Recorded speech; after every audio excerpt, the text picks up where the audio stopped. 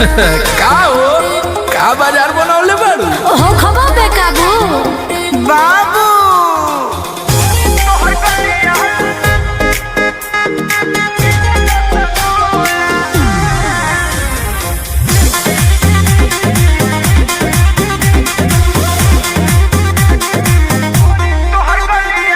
टुकुर टुकुर ताको तारो काहे के टकिए सुपर सामान देखे गइलो सोनके तो का करे रे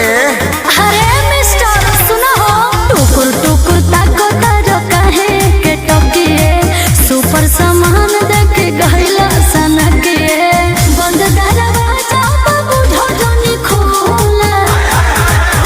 बुझा थोड़ा मारे झूला गोरी तो हर गलिया लगेला रसगुल्ला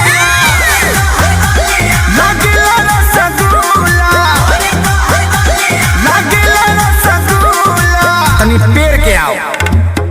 पतरी कमरिया तोहर कोनी में गोरी अरे जिया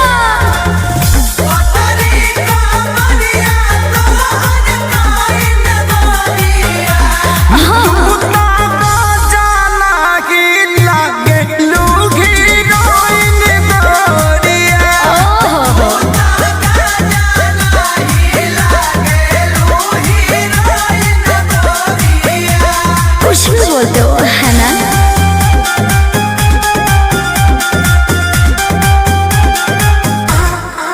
कहते हो तुमके बेकाबू रे बाबू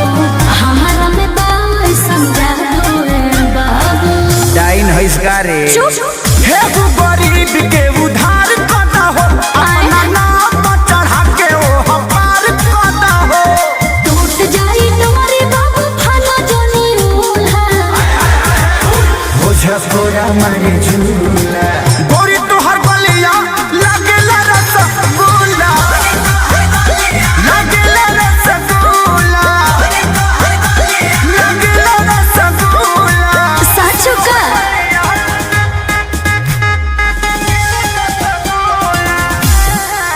म्यूजिक बाय आर्या शर्मा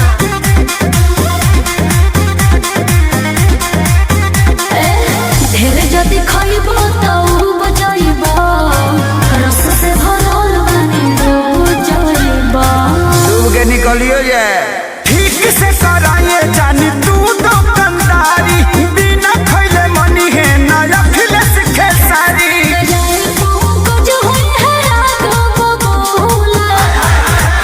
बुझा पूरा मारे झूला का? गोरी तो हर गलिया लगेला अच्छा लगेला रसगुल्ला